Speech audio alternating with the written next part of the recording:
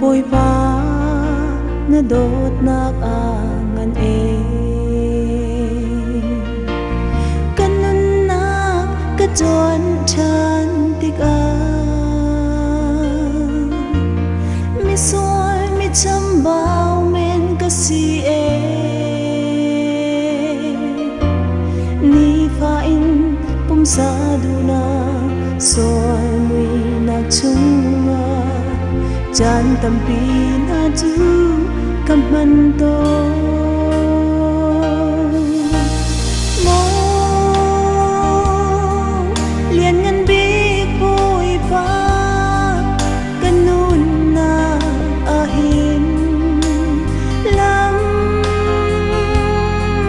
run ka mu sak sham lo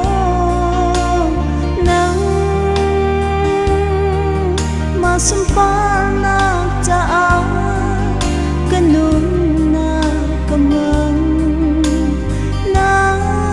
chiang kharawin ka shroi ka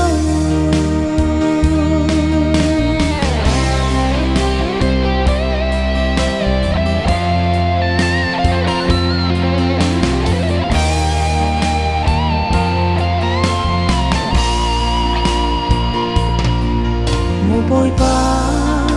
lung dong mi khi he ka ra ngày chiam na o nem na kha asung khun mi sual cây cha ka ole ka dây dòng tê nang thang chat na thoa rin choa ram công ka bôi ba mo liền ngân bi bôi ba kanun na ahin lam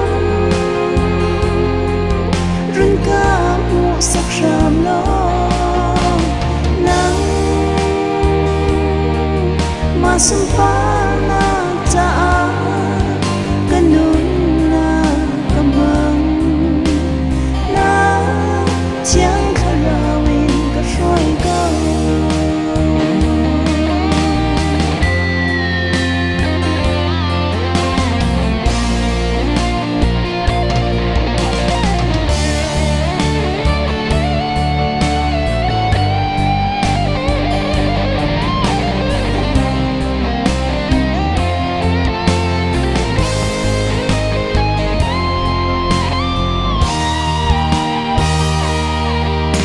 lung chín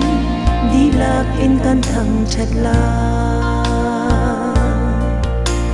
nên liên ngân na cái dung zal cấp hoàn la affect me na đốt na gen cái shuai lo mi kịp ni na đốt na dung anh thấy khổ nát na rừng cầm măng sam có mồ bôi ba mồ liền ngân bi bôi ba kanun na ahin lam rừng ka mu sak ram lo nang ma sum pa